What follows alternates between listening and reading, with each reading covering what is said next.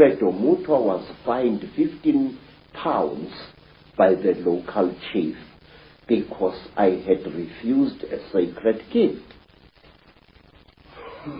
I had been supposed to do something very amazing to this lady to show that I was one of the people. Bad luck. Bad luck. But why, Credo, have you chosen to reveal this knowledge now to a much, much wider audience? Mr. David, please, Africa is dying. Africa, is being murdered. And we are sitting like bloody fools.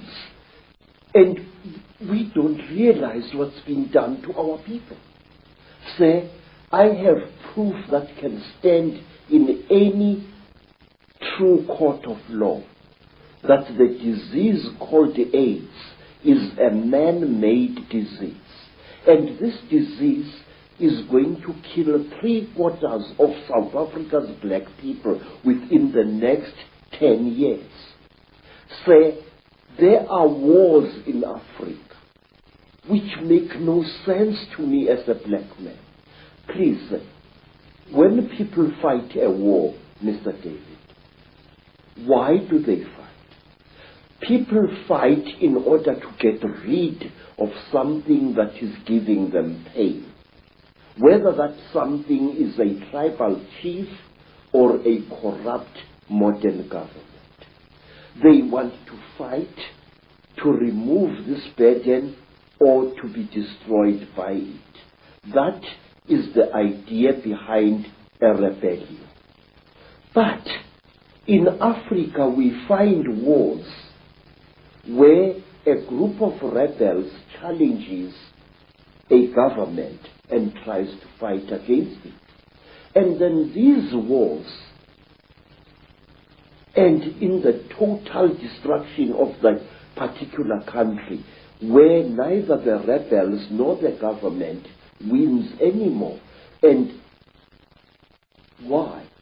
Because you find this force of rebels facing the government, and all of a sudden the rebel army splits into little factions which start fighting each other and not the real enemy, and soon it becomes a situation where everybody is fighting everybody else and the whole thing is getting nowhere. I say that these wars which are destroying Africa this way are orchestrated by forces from outside Africa. Our people need development. Our people need peace in Africa. We are basically a peaceful people. We are not warlike. Don't let historians tell you a lot of rubbish. Africa is not perceived by the people outside her as she really is. One, my people are Zulus, as a tribe famous for warrior exploits for many, many years now. But wait, do you know, sir, that Zulu people actually hated war and didn't love it as historians would have you believe? We Zulu people call war impi, I-M-P-I, and we call it evil, imbi, or ububi. Now the word imbi and the word imbi come from exactly the same root, which means that which is evil. We call copper itusi, which means the helper, the frightener away of evil spirits.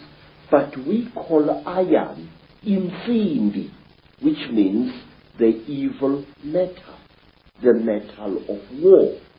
Now, when a Zulu went to battle, he spiritually prepared himself for fighting. But when he came back from battle, a Zulu would undergo a ceremony of purification, a very, very painful ritual, which lasted for some 7 days before he was even allowed to touch his wife. But wait for this. In England, we have got the Lady Sarah Churchill, Duchess of Marlborough, writing in her diary that her husband, Sir John Churchill, the Duke of Marlborough, after the terrible battle of Blenheim, had made love to her 3 times while still wearing his top boots. Wait, sir. Listen to that. Here is a man coming into his tent or whatever it was, with his boots still stinking with the blood of horses and the blood of men, and probably with human flesh still attached to the soles of those boots. Here is this man making love to his wife. What kind of attitude is that? That a man would come smelling of death and destruction to desecrate his wife in 3 torrid sessions? We never did that in Africa. We hated war. And furthermore, our people, the black people of Southern Africa, are accused of having been a male-dominated society. Absolute bloody poppycocks. Zulus were a female-dominated society. And if you want proof of that, ask yourself, who killed King Shaka? Who planned Shaka's murder? 2 women, twins, Mama and Mkabai, Shaka's aunts. Who was the greatest advisor of King Shaka?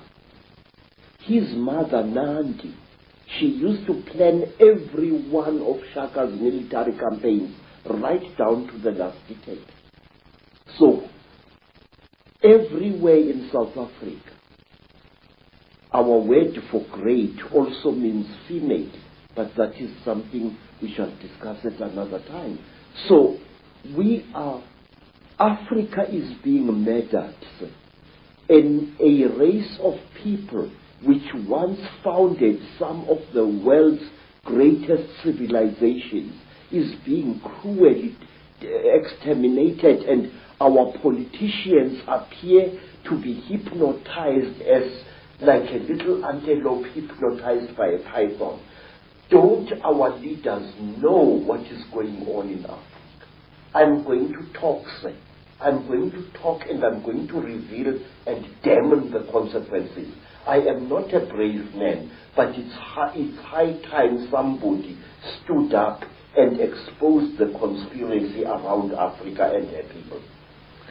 So let's start looking then at the force that is the common theme through all this history to the present day that's been manipulating these highly malevolent, highly destructive situations. My own research around the world has certainly focused in on the fact that there is a force not of this world, shall we say, that is the common theme. What is your experience and your knowledge of an extraterrestrial involvement in the history of Africa?